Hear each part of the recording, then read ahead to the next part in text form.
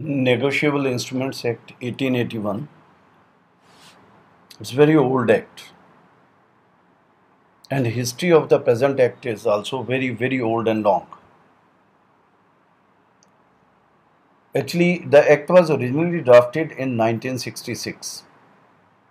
There was a commission, Third India Law Commission. It drafted the act in 1866 and it was introduced in December 1867 in the council, and it was referred to a select committee. So after number of objections by the mercantile community, the bill had to be redrafted in 1877,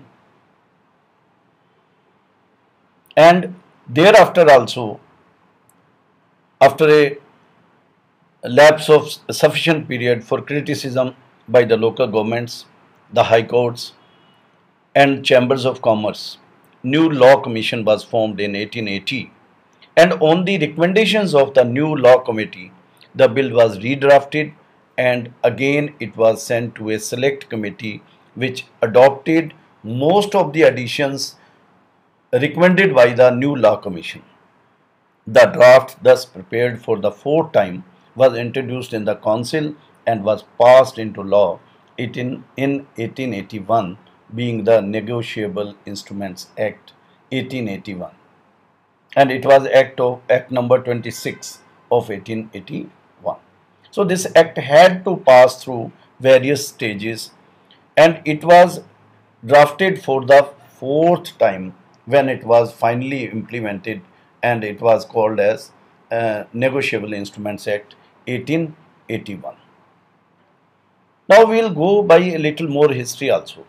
The more important class of credit instruments that evolved in India were termed hundi. Hundi was very popular.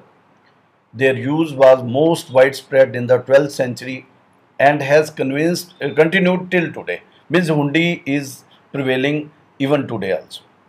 In a sense, they represent the oldest surviving form of credit instrument, and these were used in trade and credit transactions. They were used as remittance instruments for the purpose of transfer of funds from one place to another. And in modern era, hundi served as traveler checks. The structure was like traveler checks, that in case you carry one hundi, you can encash that at some other place also. So it was used as remittance for the remittance or transfer of funds from one place to another. Now, in case we go by the simple meaning or definition, it says that Negotiable Instrument Act means a promissory note, bill of exchange or check, payable either to order or to the bearer. But Section 1 has one more thing also. It is also described that local extent, saving of usage relating to hundis, etc., also a part of negotiable instruments, and they are called negotiable instruments by usage, and the act extends to whole of India. Some of the acts do not extend to some of the states like J and K, but this act extends to whole of India. So this was a short history, because the first draft was in 1866, then reintroduced in 1867, it was redrafted in 1877, and the final fourth draft was in 1880, and finally it was implemented, became a law in 1881. But the other form of instrument, hundi, also continued side by side, and even today hundi is widespread and it is in usage in India also. And as per Section 1 of a Negotiable Instruments Act, a negotiable instrument means a promissory note, bill of exchange or a check, payable either to order or to the bearer. It also mentions the hundis also, and some other instruments like railway receipts, such instruments which are treated as negotiable instruments by usage only.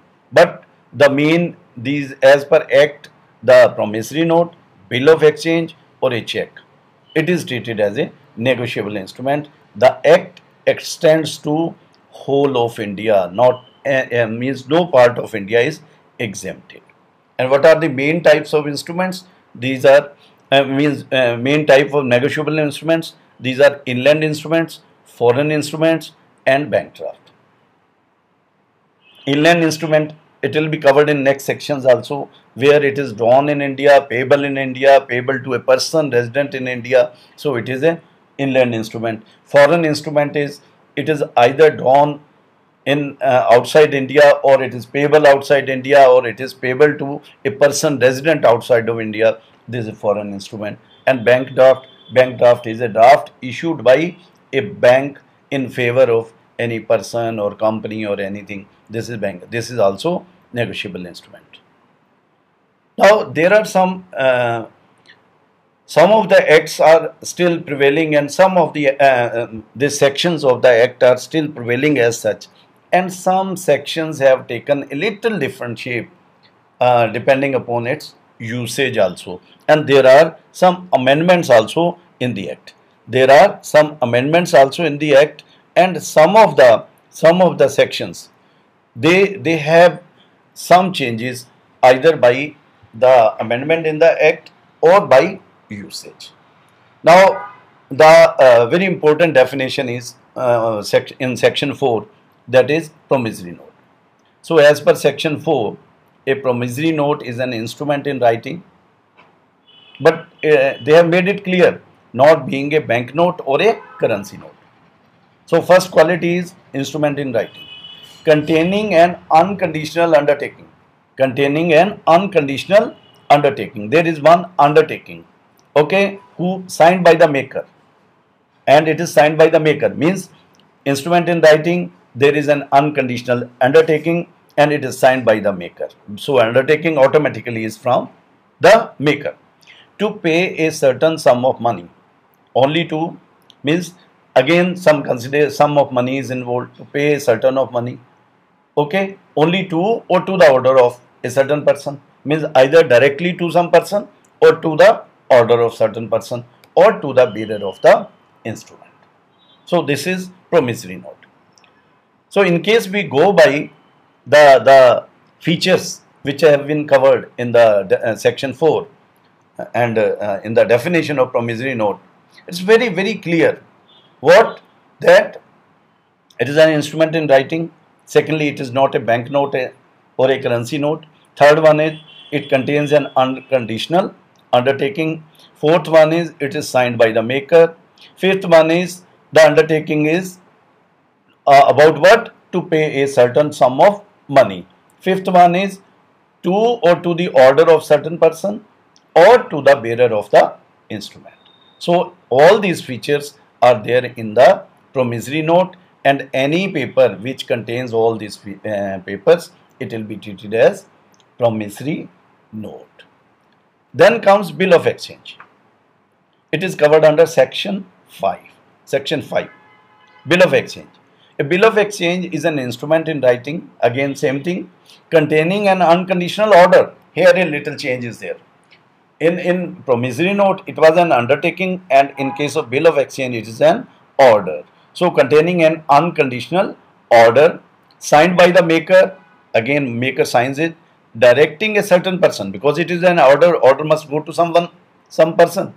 So directing a certain person, here the direction is to some other person. There was an undertaking by the maker. In case of promissory note, there is an undertaking by the maker and he undertakes to pay a certain sum of money.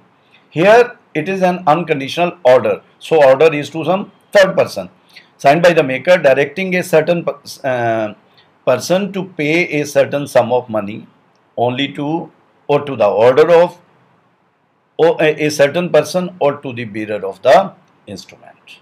So again it is an instrument in writing.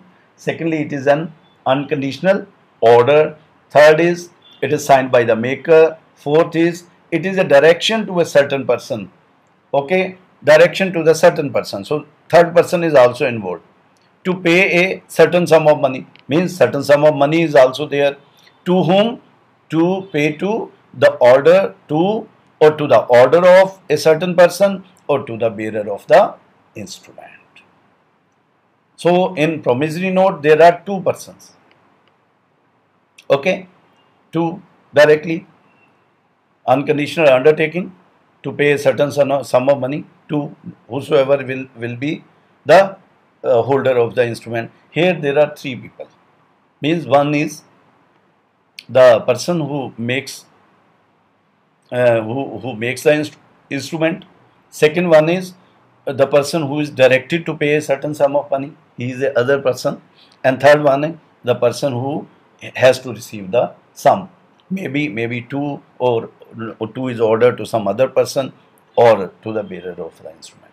So there are in promissory note there are two persons. Here in bill of exchange there are three persons. So friends, this is covered under section 4 and 5. And we now let us talk about inland and foreign instrument. The definition of inland instrument is covered under section 11 of NI Act. So an inland instrument is a negotiable instrument drawn or made in India and made payable in or drawn upon any person resident in India.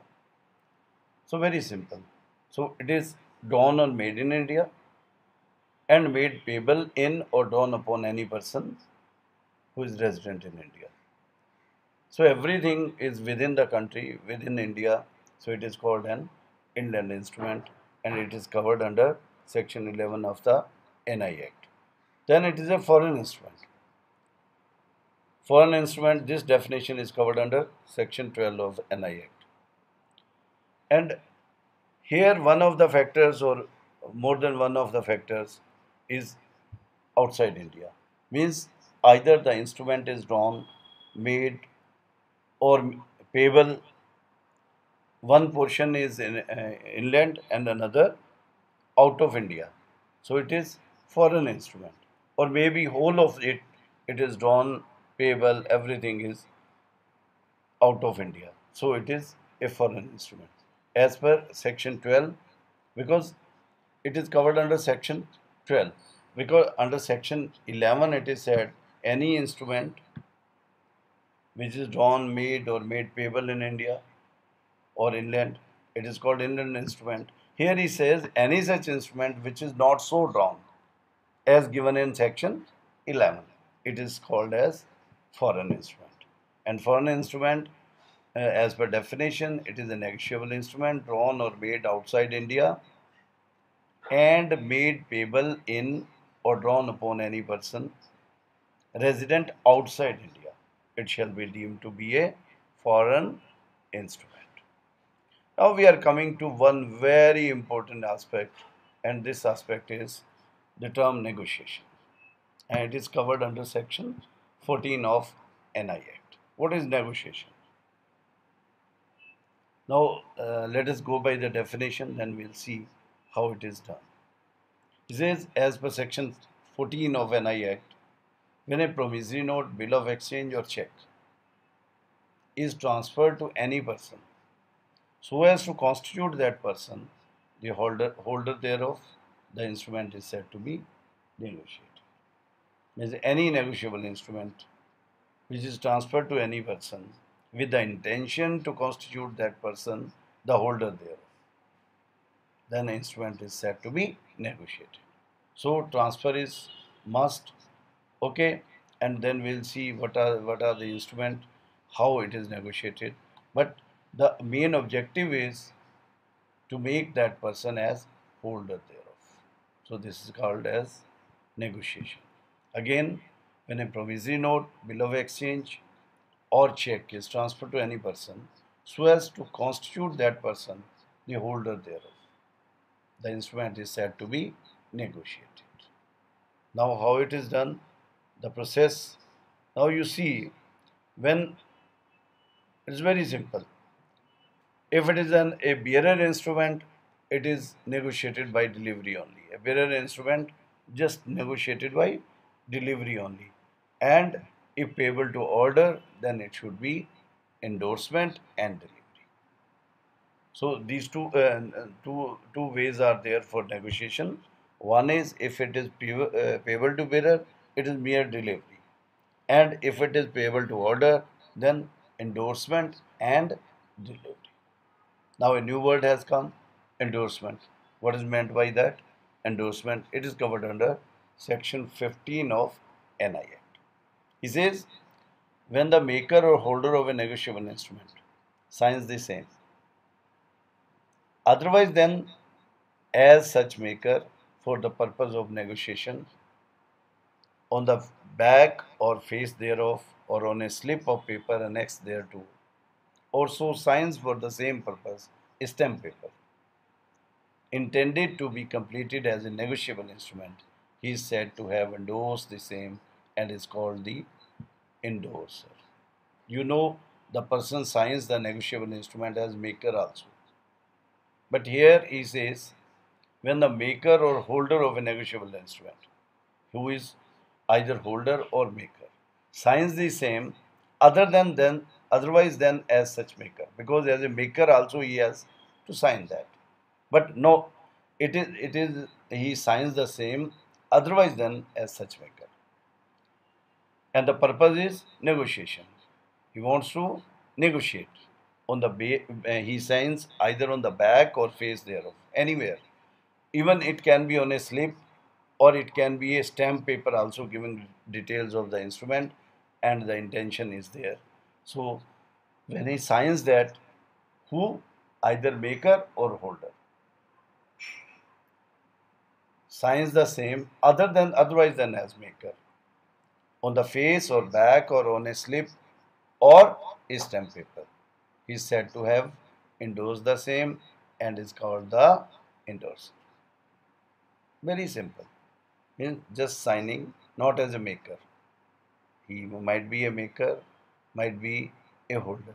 When he signs on the face or back thereof or on a paper annexed thereto, or signs a stamp paper for this purpose, for the purpose of negotiation.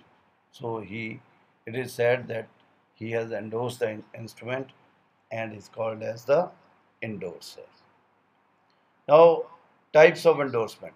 Endorsement is either in blank or in full, and it is covered under section 16 of the NI Act.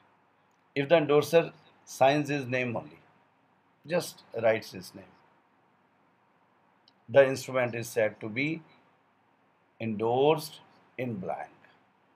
Means just putting signature. Sometimes we are as a holder puts his signatures on the back of the check. Just it is called as endorsement in blank. No instructions are added to that. It is called an endorsement in blank.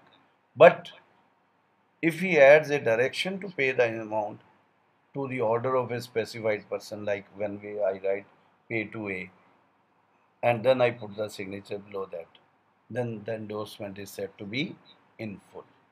So endorsement in blank, endorsement in full. In blank only he writes the name of the person, and in full in blank he only puts the signatures without writing the name of any person, and in full he adds a direction to pay the amount to the order of a specified person. So it is called as endorsement in full. Now there is one more term, that is ambiguous instrument. Ambiguous instrument, it is covered, the definition is covered under section 17 of the NI Act. Ambiguous instrument, it is covered under section 17 of the NI Act. So an ambiguous instrument, it carries some characteristics that we may consider it either a promissory note or a bill of exchange. And in this case, the holder at his discretion treat it as either and the instrument shall be treated as uh, accordingly. Means it can be treated as a bill of exchange or a promissory note. So it is called as ambiguous instrument. Ambiguous instrument, and the definition is covered under section 17 of the Act. Now, one very important provision, because when there is, particularly when there is collection of checks, instruments, or even at the counter when the people come for taking money based on a check or instrument, then this problem comes many times. That the amount in words and figures differ. There are chances that sometimes in writing somebody writes something in figures, but when he writes in words, the amount in words and figures may differ. This aspect is covered under section 18 of the NI Act. Section 18. And it is provided as per Negotiable Instruments Act that if the amount in words and figures differs, the amount stated in words shall be the amount undertaken or ordered to be paid by the drawer. Means the acceptable amount is the amount which is written in words. But as per practice, normally the instrument is returned back, and with the memo, the amount in words and figures differs. So this can be like this, but the provision is there in case it is paid that the amount in words and figures differs, and in case it is paid. So as per law, the protection is there, because as per section 18 of the NI Act, if the amount in words and figures differs, the amount stated in words shall be the amount undertaken or ordered to be paid by the drawer.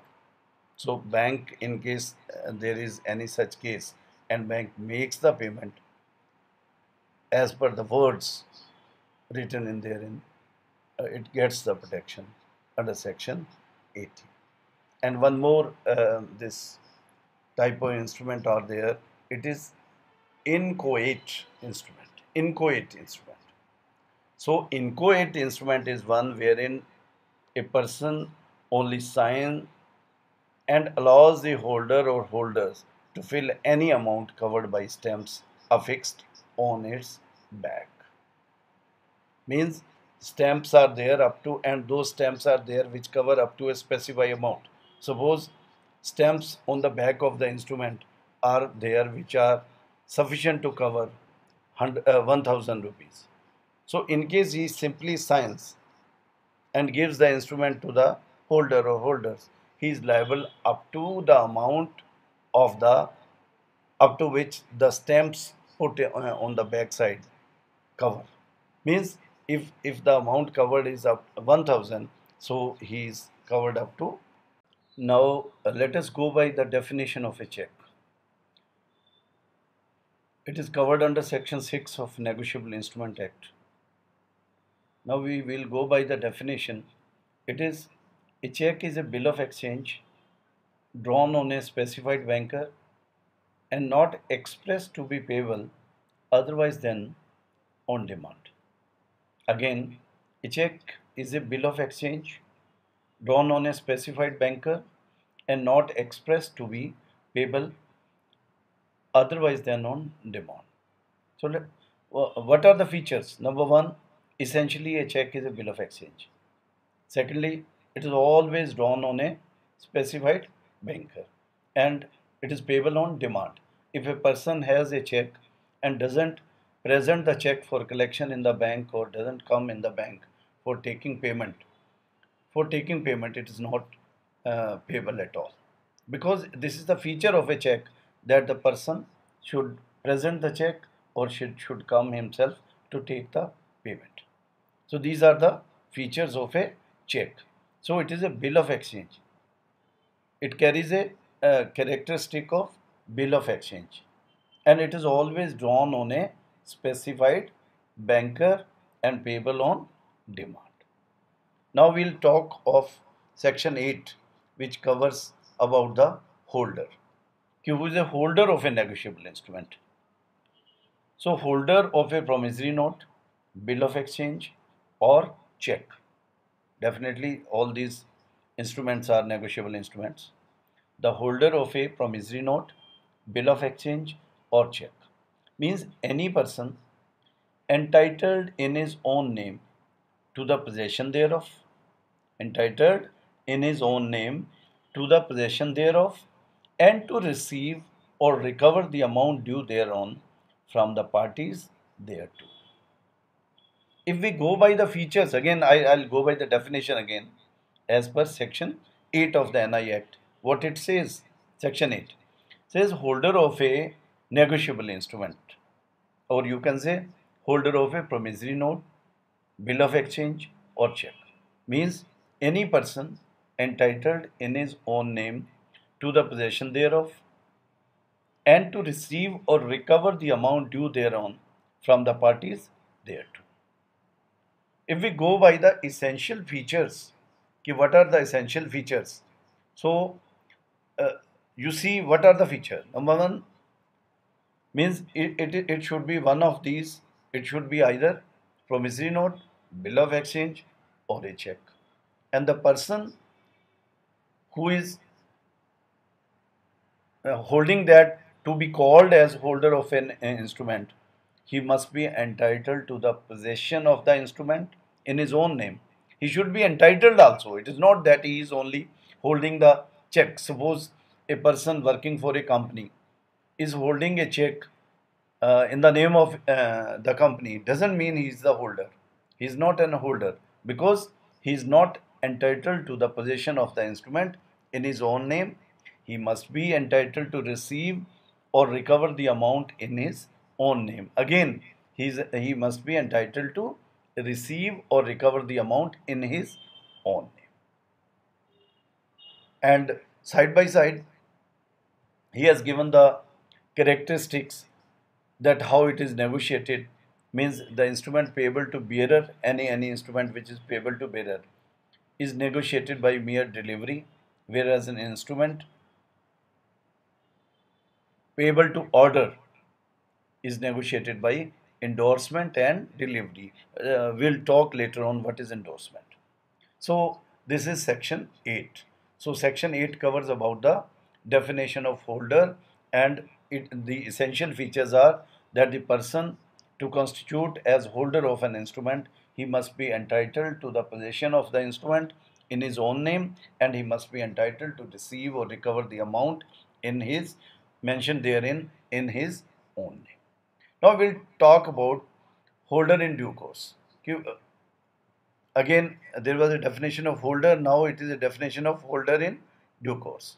So holder in due course, it is covered under section 9 of the NI Act. So holder in due course means any person who for consideration, you see now, a person who for consideration is must. If the consideration is not there, one cannot be holder in due course. So means holder in due course means any person who for consideration became the possessor of a promissory note, bill of exchange or check if payable to bearer. If it is payable to bearer, he should be only possessor, but consideration must be there. Okay, and the payee or endorsee thereof if payable to order. He should be either payee or endorsee thereof if it is payable to order. But one more condition is there. But the amount before the amount mentioned in it became payable before its due date for payment, and without having sufficient cause to believe that any defect existed in the title of the person from whom he derived his title. Means the title of the person who is transferring the title, it should be defect free. There should not be any defect in the title of the person from whom he derived his title. So you just see that what are the essential feature. It should be for consideration. Consideration is must. If consideration is not there, one cannot be holder in due course. Secondly, he should be, it should be, if it is a bearer, he should be the possessor of the same, and if it is payable to order, he should be payee or endorsee thereof. And before the amount mentioned in therein became payable before due date, and without having sufficient cause to believe that any defect existed in the title of the person from whom he derived his title. So we'll go by these features in detail, that the negotiable instrument must be in possession of the holder in due course. It should be regular and complete in all respects. What does it mean? That it should be complete in all respects means date should be there, name of the page should be there, it should be on proper instrument, and the instrument must have been obtained for valuable consideration. It should be obtained for valuable consideration. If some person gives you a check of 5 lakh, only he says, okay, I give you as a charity this 5 lakh. You cannot claim anything from him until you prove that in exchange of that charity, something has been done to him, or some favor has been done to him, some consideration was there, only then he gave in charity even. But in case there is no consideration, the person cannot be holder in due course. And then the instrument must be obtained before the amount mentioned therein becomes payable, before due date. And very important is that there should not be any cause, without any sufficient cause to believe that any defect existed in the title of the transferor. This means it should be a defect free. So if we count these features, and just first is it should be for consideration. Consideration is must. Second part is he should either the holder if payable to bearer, he should be payee or endorsee thereof if payable to order. If payable to bearer, he should be holder of the possessor of the same, and no, this payee or endorsee thereof if payable to order. And then again it should be uh, obtained before the amount mentioned therein becomes payable, indirectly before due date. And in the end, it should be defect free. There should not be any cause to believe that any defect existed in the title of the person from whom he derived the title. Any defect should not be there in the title of the person who has transferred. So like this. Now, next point is payment in due course. And payment in due course is covered under section 10. You see, when a person comes to us with an instrument, maybe a withdrawal slip, maybe a check, first of all, what we do? First of all, we just have a look at it. We just have a look at it. And what we see? We see the date, we see the signatures, we see the amount in figures, we see the amount in words, and if it is check, it should be a proper in that series which have been issued to the customer. Security features are there. It should not be on a paper different from what it has been supplied by the bank. So this is all what we do. We apparently look at that. We apparently look at that. Okay, and when we are just confident, we get the faith that yes, everything is okay, only then we make the payment as per the instructions, apparent tenor, whatever is there as per that. So we go by the definition, it is covered under section 10 of the NI Act, that payment in due course means payment in accordance with the apparent tenor of the instrument, with, uh, with the apparent tenor of the instrument, in good faith and without negligence, to pay to the person in possession thereof under circumstances which do not afford a reasonable ground for believing that he is not entitled to receive payment of the amount therein mentioned. Again, we go by the definition as given under, in the section 10 of the NI Act. That payment in due course means payment in accordance with the apparent tenor of the instrument, in good faith and without negligence, to pay to the person in possession thereof under circumstances which do not afford a reasonable ground for believing that he is not entitled to receive payment of the amount mentioned therein. Now we will see the features. What are the features? The first and foremost feature is that the payment should be made according to the apparent tenor of the instrument. What is meant by the apparent tenor of the instrument? That what it apparently looks. Now you go by one example. Apparent tenor looks like this, and it is the name of the payee is not one. It is A, payable to A and B. So apparently it looks that it is payable to A and B. And in case we make the payment to A only or B only, definitely we will be negligent in doing it. So we must see how the name of the payee, who is the payee, and it should go to the account of the payee or as per the endorsement therein, if any it is. So it should be made according to the apparent tenor of the instrument. Secondly, the payment should be made in good faith and without negligence. It should be in good faith. There should not be any negligence in that.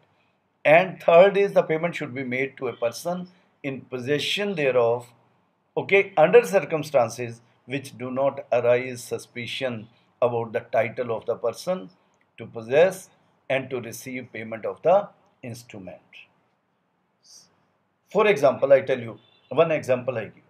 One person is, there is one account holder whose average balance is 4,000, 5,000, 10,000, like this. All of a sudden, if he comes to you with a check of rupees 50,000, 50 lakh,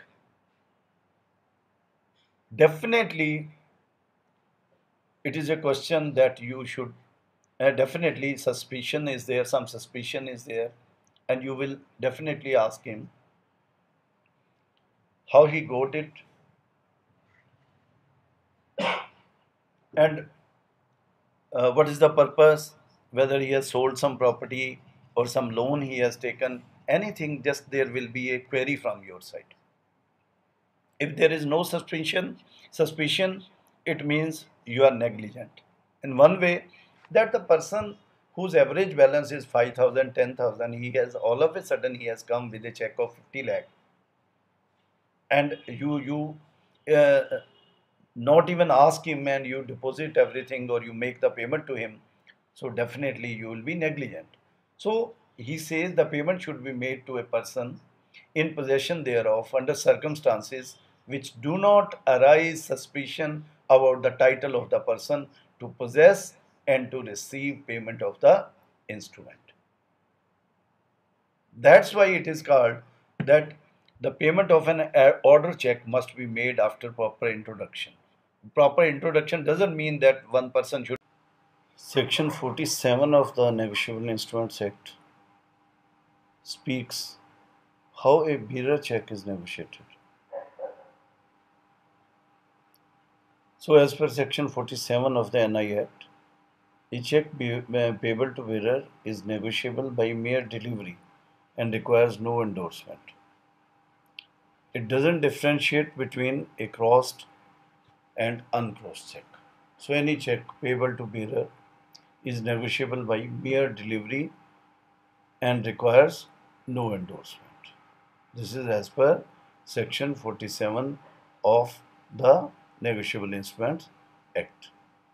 Now we'll talk about the protection given to the bankers under section 58 of the Negotiable Instrument Act, and this is about stolen check. This is about stolen check. So if a check is stolen, the possessor cannot receive payment until he is holder in due course. And you have gone through the definition under section 9 about the holder in due course. So if a check is stolen, the possessor cannot receive payment until he is holder in due course. Then there is another section, section 65. It tells when the check should be presented for payment.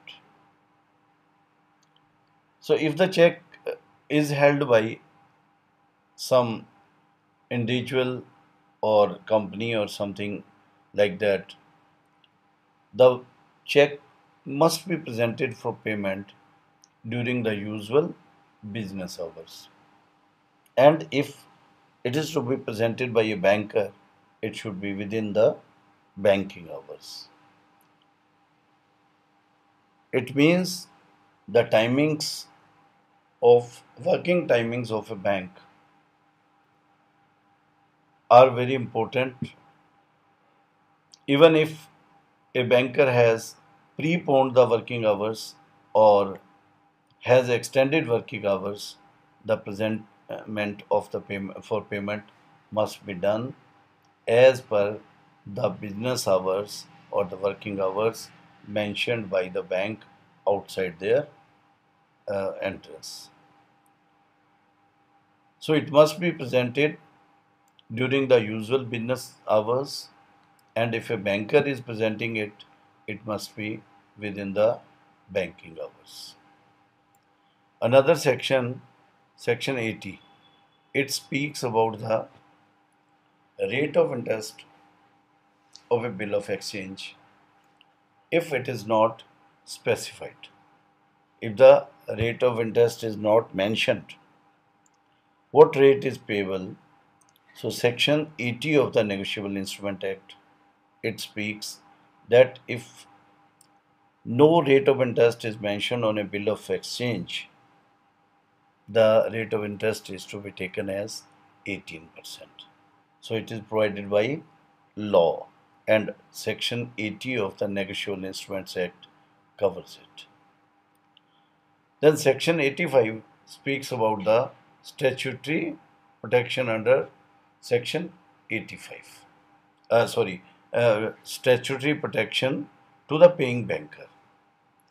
So section 85 speaks that in case of an open instrument, protection is available in subsection 1, which states that where a check is payable to order proposed to be endorsed by or an on behalf of the payee, the drawee is discharged by payment in due course. So subsection 1 of section 85 of Negotiable Instruments Act speaks that when a check payable to order, it's not a bearer check, where a check payable to order purports to be endorsed by or on behalf of the payee, the drawee is discharged by payment in due course. Means it must be it must be looking as if it has been endorsed by or on behalf of. It is endorsed by the payee himself or on behalf of the payee.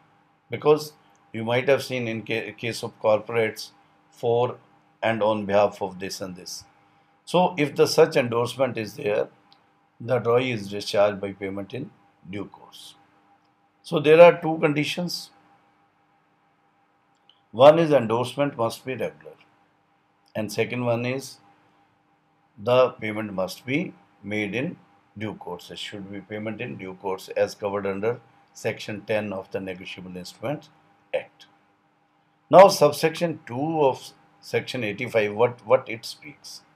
It speaks about the bearer check. So subsection 1 speaks about the order check, and subsection 2 of section 85 speaks about the bearer check. About bearer check, it is said once a bearer, always a bearer. So the definition which it covers is like this: where check is originally expressed to be payable to bearer, means it is expressed to be payable to the bearer, the drawee is discharged by making payment in due course to the bearer thereof. Hence, it is if the check is expressed to be payable to bearer, the drawee is discharged by payment in due course. The payment must be in due course. notwithstanding any endorsement whether in full or blank appearing thereon, and notwithstanding that any such endorsement purports to restrict or exclude further negotiation. So any endorsement on the check will not make any effect because it is a bearer check, and for a check which is once a bearer, it is always a bearer, and the banker is not required to verify at all the whether the endorsement is regular or not. He is discharged by making payment of an uncrossed bearer check to the bearer in due course. Like this. Now we are talking about payment of a materially altered check. Materially altered check. And it is covered under section 89 of NI Act. And section 89 of NI Act speaks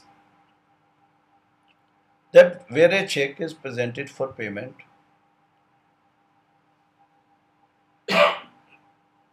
which does not at all at the time of presentation appear to be crossed, or to have had a crossing which has been obliterated, payment thereof by a banker liable to pay and paying the same according to the apparent tenor thereof at the time of payment and otherwise in due course, shall discharge such banker from all liability thereon, and such payment shall not be questioned by reason of the check having been crossed. In general terms, we may say that a check was crossed, but the crossing has been removed. By apparent tenor means just by looking at the check, we see that yes, it is not crossed. And even the obliteration is not visible, that the check, there is some material alteration on that, or obliteration is there. So, through general, as per apparent tenor of the check, it is visible that it is not a crossed one. And if a banker pays such check, it gets protection under section 89 of the NI Act. So, where a check is presented for payment, which does not at the time of presentation appear to be crossed, or to have had a crossing which had been obliterated, payment thereof by a banker liable to pay and paying the same according to the apparent tenor thereof at the time of payment, and otherwise in due course, shall discharge such banker from all liability thereon, and such payment shall not be questioned by reason of the check having been crossed. So section 89 gives protection to the paying banker in case of materially altered check, and this is about the crossing. So the conditions automatically that the check does not appear to be a crossed one at the time of presentation, or if all obliteration of the check is there, it is not apparent. And the second one is the payment is made according to the apparent tenor of the check, and it is in due course. Now we are coming to two more sections, section 99 and section 100. These sections are about noting and protesting. So it is about promissory note or bill of exchange. And when as per section 99 of the NI Act, when a promissory note or a bill of exchange has been dishonored by non-acceptance or non-payment, you see which instruments are dishonored by non-acceptance, which are usance, payable after a certain period of time, and which are not, which are dishonored by non-payment means they are payable on demand. They have been presented, but the payment has not been made. So when a promissory note or bill of exchange has been dishonored by non-acceptance or non-payment, the holder may cause such dishonor to be noted by a notary public upon the instrument or upon a paper attached thereto. So to get protection under section 99, what are the conditions? First is it should be either promissory note or bill of exchange. Secondly, it should be dishonored if by non-acceptance, if it is a usance one, or you may say payable after a certain period of time, or it should be dishonored by non-payment if it is payable to on demand.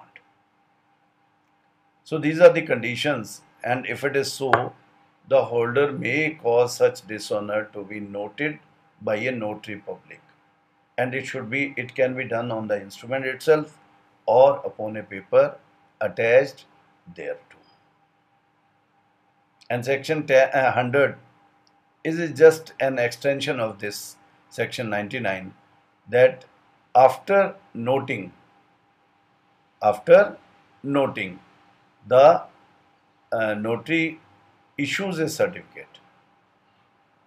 After noting about the dishonorment of a promissory note or bill of exchange, the notary issues a certificate which is called as a protest. So, 100, section 100 of NI Act speaks about protest. 99 for noting and 100 for protesting.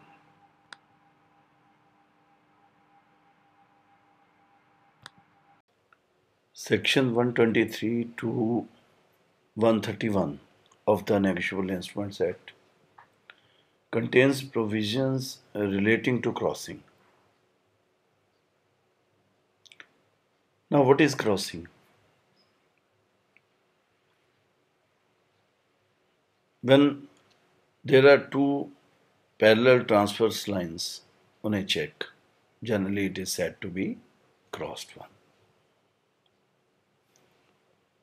Crossing is of two types. One is general crossing, another is special crossing. Now we'll talk about general crossing. General crossing is covered under section 123 of NI Act. What the definition speaks?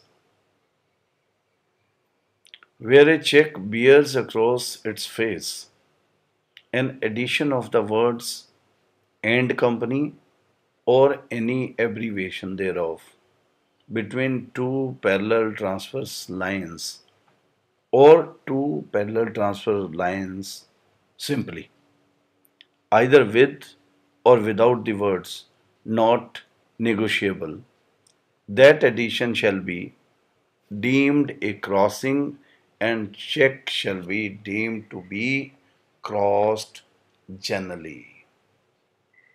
So, what we find in this definition, the most important point is two parallel transverse lines. Two parallel transverse lines, it should be there. It may bear the words "and company" or any abbreviation thereof between these two parallel transverse lines, or simply two parallel transverse lines, either with or without the words "not negotiable." That addition shall be deemed as crossing and the check shall be deemed to be crossed generally. So, in general crossing, you will say drawing of two parallel transverse lines. It is must on the face of the check. So the lines must be on the face of the check. They should be parallel to each other, and it should be cross direction, means transverse. Inclusion of words "and company" is immaterial. It is immaterial and of no special consequence.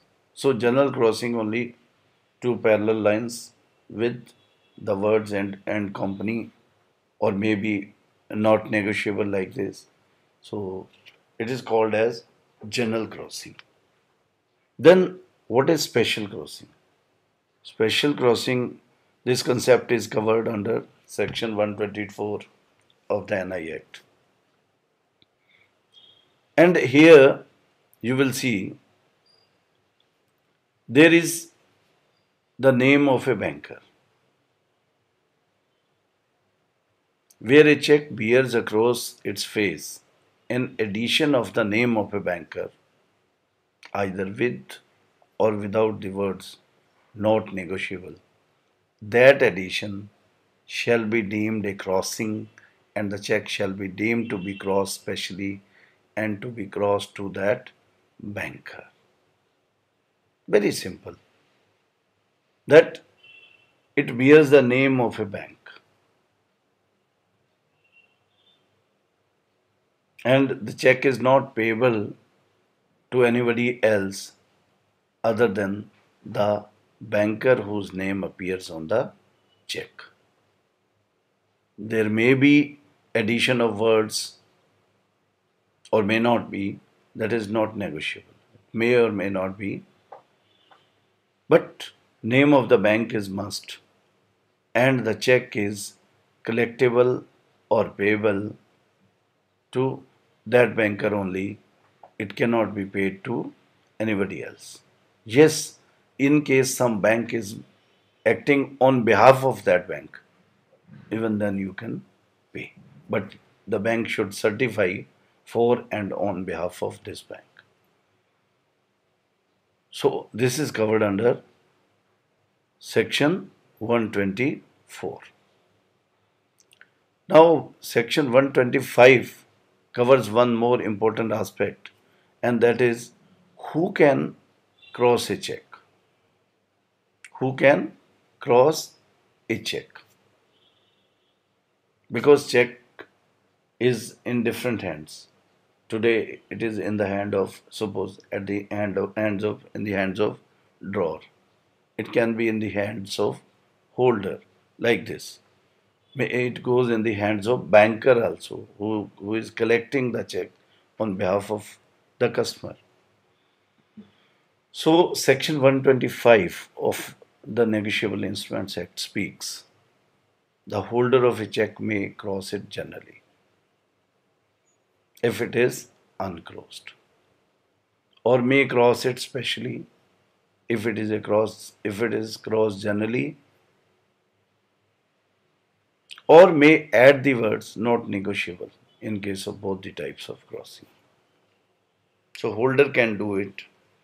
He can cross a check generally if it is uncrossed, or may cross it specially, generally or specially both, if it is crossed generally, or may add the words not negotiable in case of both the types of crossing. So this can be done by the holder. Then the banker who is holding the check on behalf of a customer, or the banker to whom the check is crossed specially, may again cross it specially to another bank. Suppose a check is crossed specially to State Bank of India. State Bank of India may cross that check to another bank also, or his agent for collection. I told you earlier also that a banker in whose name a check is crossed specially, it can appoint another banker as its collection agent also, or it can cross specially to another banker also. And this is called double special crossing. So it can be done. And of course, the issuer of a check, drawer of a check, he can cross the check. Generally, he can cross the check specially. Now we will talk about another section, very important section, that is section 126 of NI Act. And this section talks about the liability of the paying banker on cross checks. That what is the liability of the paying banker on cross check? One first is that even in case the check is crossed generally. If the check is crossed generally, the banker on whom it is drawn shall not pay otherwise than to a banker, and where a check is crossed specially, the banker to whom it is drawn shall not pay otherwise than to the banker to whom it is crossed or his agent for collection. Very simple. If the check is crossed generally, it can be presented by any bank. It can be presented by any bank, and the banker on whom it is drawn shall pay to that banker. And in case the check is crossed specially, the banker on whom it is drawn, it will pay the check to the bank on whom it has been crossed specially, or its collection agent. So very simple. Two things are there. If it is general crossing, it is to be paid to any banker. And if it is cross specially, it is paid to the bank in whose favor it has been crossed specially.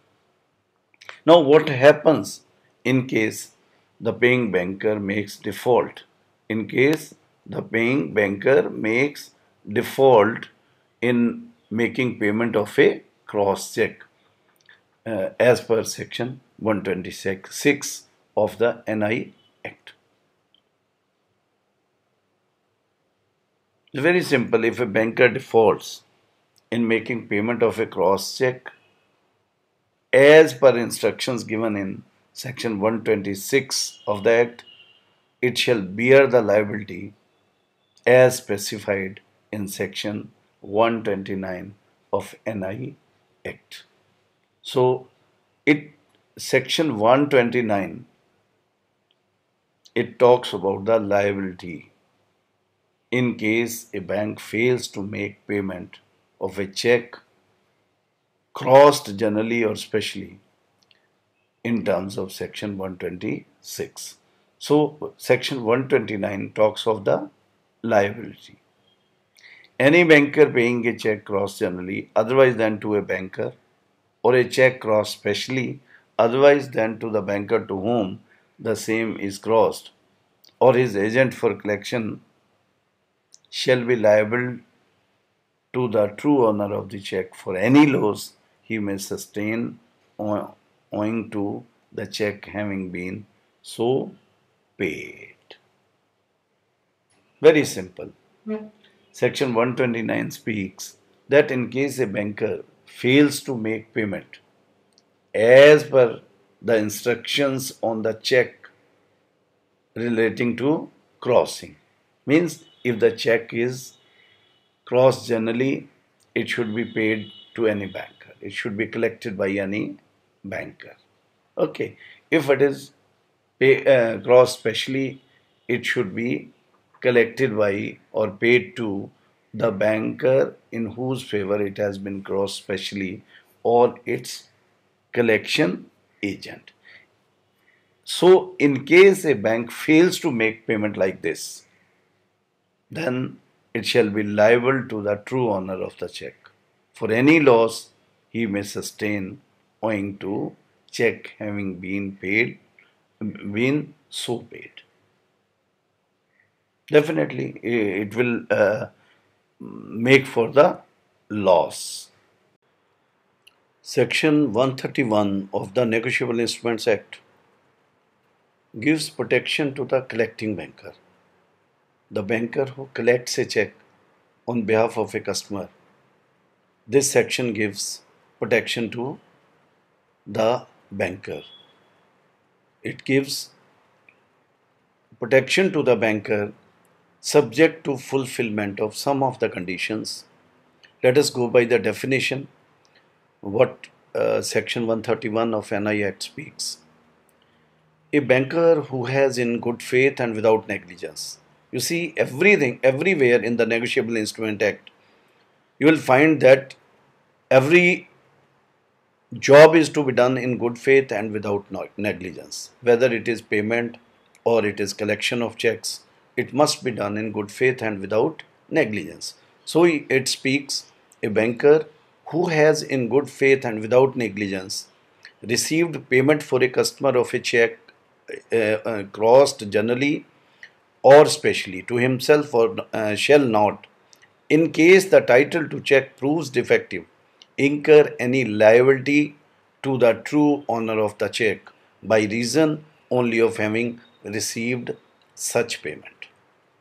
So if we go by the simple meaning of all this definition, it means that the banker who is collecting the check, it must act in good faith and without negligence.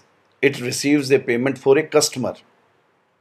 The check may be crossed generally or specially.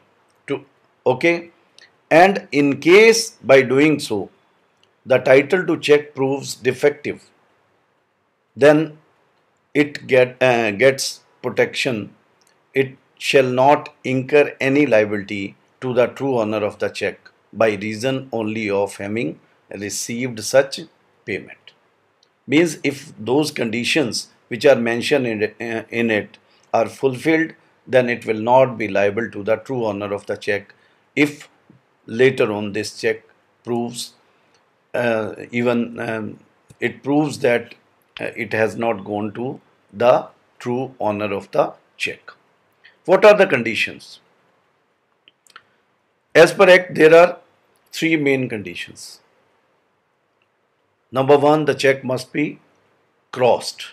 It should be a cross check. But in practice, even uncrossed checks are also sent for collection, treating that a check, whenever a customer gives a check for collection, he treats that it is a crossed one. Secondly, the payment must be received for a customer. Means it must be received for a person who is maintaining account with the same branch or any of the branches of the bank. Earlier, they were collecting for same branch only, but after this implementation of CBS and all these things, now the bank, any branch of the bank can collect a check for a customer who is maintaining account with any of the branches of the bank. Second condition is this. First one is the check must be crossed one. Second one is the payment must be received for a customer. Who is a customer? Who is maintaining account with the bank. And third one is very important. Payment must be received in good faith and without negligence. Good faith and without negligence. If somebody tells us that this check is stolen and this man has stolen this check and he is going depositing this check in his account, we know it is a stolen, and even after that, without asking any question, if we collect the check, it means it is not in good faith and without negligence. So the payment must be received in good faith and without negligence. If these three conditions are fulfilled, the collecting banker gets protection under Section 131 of Negotiable Instrument Act. Now, the most important sections of the Negotiable Instruments Act, which were inducted later on, starting from Section 138 of the Negotiable Instrument Act. This is for dishonor of checks for insufficient of funds in the account. Section 138 caters to such cases, such provisions relating to dishonor of checks for insufficient of funds in the account. Definition is totally elaborate, very elaborate. All things have been covered. But in case we see in that definition what is there, that if a payee or holder of a check deposits a check with a banker for collecting on his behalf in his account, and the check is presented for payment and it is returned back unpaid due to two reasons: either the funds are insufficient or exceeds arrangement. Insufficient funds means the account may be a saving bank account or current account where the customer has to make prior arrangement for the funds for the checks he has issued. And if the check is presented and the check is returned unpaid due to the reason that the funds are not sufficient, funds insufficient, or it is returned with the reason, with the objection, exceeds arrangement. Exceeds arrangement means the customer has set up a limit, the drive of pay of the check has set up a limit with the bank, and the check has been issued from that account, and the unexhausted limit or remaining limit is not sufficient to cover the amount of the check. So it comes back with the reason exceeds arrangement. If there is such a reason, then there is a provision as per section 138 of Negotiable Instrument Act that he will be punished with imprisonment for a term which may extend to 1 year. Now it has been extended to 2 years, or with fine which may extend to the amount of the check, or with both. Means he may be punished for imprisonment as well as with fine also. And imprisonment can be up to 2 years. Again we will go by this, that section 138. 138 speaks about the returning of checks, dishonour of the check due to the reason that the funds are not, sufficient funds are not there in the account, or funds have not been arranged for properly. So if a check is returned with returned unpaid due to two reasons, one is insufficient funds, second is exceeds arrangement, then the person shall be deemed to have committed an offence and shall, without prejudice to any other provision of this act, be punished with imprisonment for a term which may extend to, now it is 2 years, earlier it was 1 year, or with fine which may extend to the amount of the check, or with both. But for applying the provisions of section 138, one has to take care that some conditions are fulfilled. Number one, the check has been presented to the bank before it becomes stale, before expiry of the period for which it is valid. Earlier, the validity of checks was 6 months. Now it has been reduced to 3 months from the date on which it is drawn, or within the period of its validity, whichever is earlier.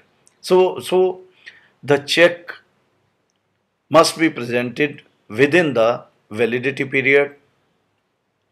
Secondly, the payee or the holder in due course of the check, as the case may be, makes a demand for the payment of the said check, as the case may be, makes a demand for the payment of the said amount of money by giving a notice in writing to the drawer of the check within 15 days of receipt of information by him from the bank regarding the returning of check.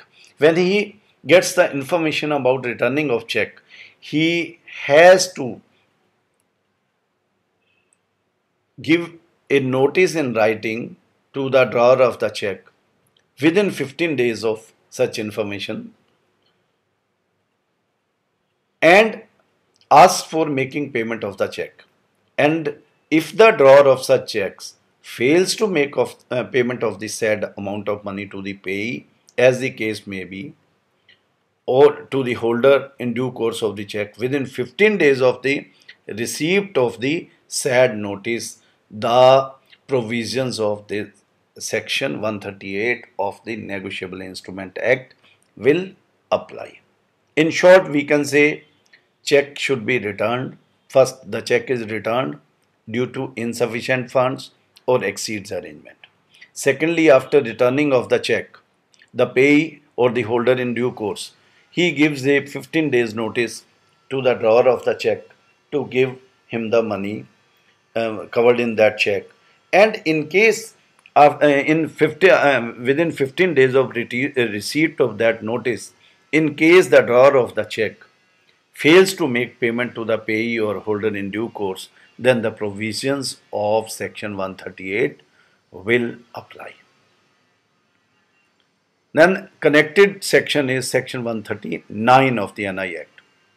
Again, that it speaks that it shall be presumed unless the contrary is proved that the holder of a check received the check of the nature referred to section 138 for the discharge in whole or part of any debt or other liability. Means it automatically covers the consideration part.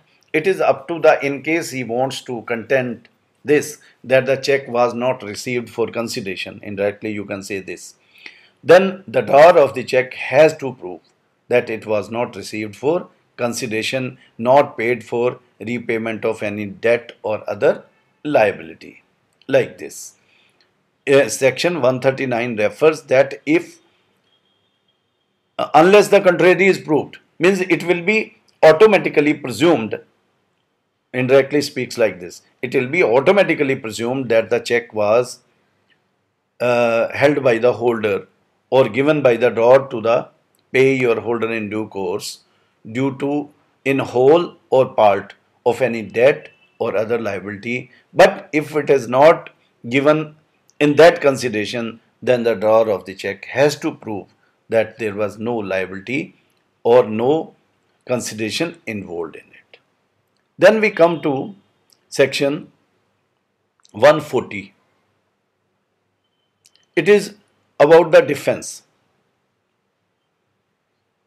That it says, it shall not be a defense in prosecution of an offence under section 138 that the drawer had no reason to believe when he issued the check that the check may be dishonored or presentment for the reasons stated in that section. Means sometimes drawer of the check, they take plea that really I had no reason to believe that this check will be returned back, because I had made like this, I had made arrangement or anything, it can be there. Because if he has the intention to make payment of that check, he can make payment in those 15 days which are given to him after notice also.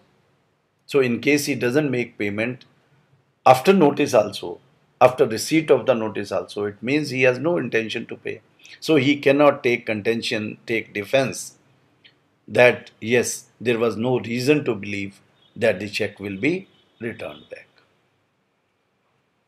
Now, section 141, it speaks about the positions, maybe company or something.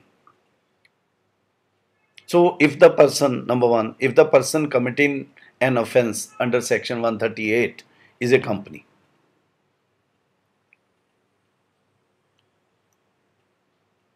and was,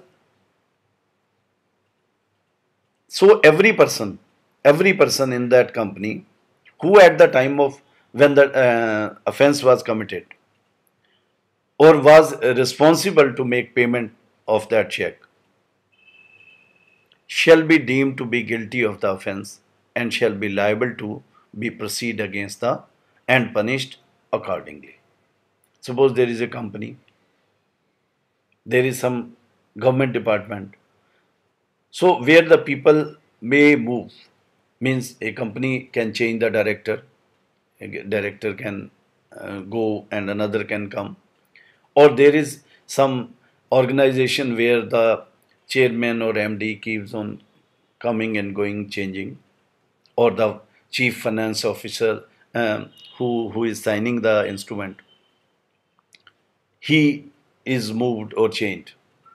So it is presumed in that when there is an offense, particularly relating to companies, so every person who at the time of offense, when it was committed, so he will be responsible for that.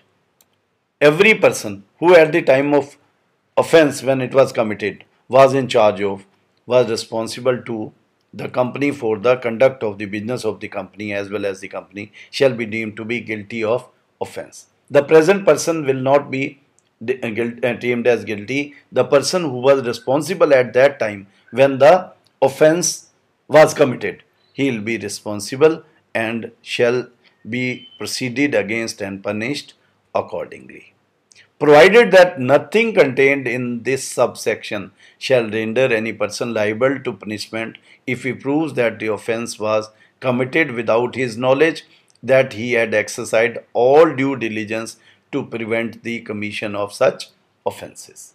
So there is, because in case of company, there is not one person, there are more than one persons. So any person who is who seems to be the office holder, bearer or holder at that time, seems to be responsible at that time. In case he proves that the offense was committed without his knowledge. For example, if somebody steals the checkbook and issues the check, maybe his signatures are original but the check is stolen, and that person after stealing the check gives to somebody else. So in case that person proves that the offense was committed without his knowledge, or that he had exercised all due diligence. Due diligence what? If the checkbook is stolen, he has given in writing to the bank also, he has given, he has followed all procedure for a lost checkbook. And if there is a misuse of a check after being lost, then he will not be held responsible for that.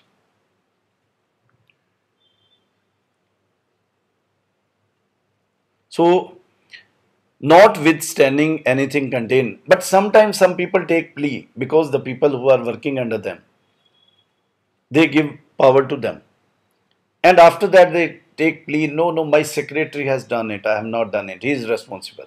No, because the delegation was on his given, the delegation of job was given by the person who is the responsible person for payment. If he has delegated the job to somebody else to put signatures or do something, any manager, say secretary or director, he cannot take escape from this, that yes, I have not signed it, and he definitely shall be held responsible and he will be proceeded against and punished accordingly. It covers in the subsection 2 of the this section. Already we are covering, it is section 141. You see what it is, that I'll read it maybe. Notwithstanding anything contained in subsection 1, where any offence under this act has been committed by a company and it is proved that the offence has been committed with the consent or connivance of, or is attributable to any neglect on the part of any director, manager, secretary or any other officer of the company, such director, manager, secretary or other officer shall also be deemed to be proceeded against and punished accordingly. So in this case, the main person, he will be responsible, but if somebody else among all these things, any manager, director, who was involved in it, and it was due to the consent or connivance of any such person, he will also be held liable and will be proceeded against and punished accordingly. Now, very important section, it is section 142 of the Negotiable Instrument Act. It refers to the cognizance of the offences, and it is covered under Code of Criminal Procedure 1973. It speaks, no court shall take cognizance of any offence punishable under section 138 except upon a complaint in writing made by the payee or, as the case may be, the holder in due course of the check. So the complaint must be there from payee or the holder in due course. Any court cannot take cognizance as its own. It cannot collect data from the banks that how many checks have been returned back and the drawers of all these checks should be tried under section 138. No, it can be executed. The cognizance can be taken only when there is a written complaint from the payee or holder in due course. And this complaint is made within 1 month of the date on which cause of action arises. Means when cause of action, when it will arise, returning of check, thereafter after there is a 15 days notice, and after that period if the person doesn't make the payment within 15 days of the receipt of notice, only then provisions of section 138 will apply. And again there is one more question: who can try it? No court inferior to that of a metropolitan magistrate or a judicial magistrate of the first class shall try any offence punishable under section 138. So this is the main thing, that it can be tried by in a court of a metropolitan magistrate or a judicial magistrate of the first class. In next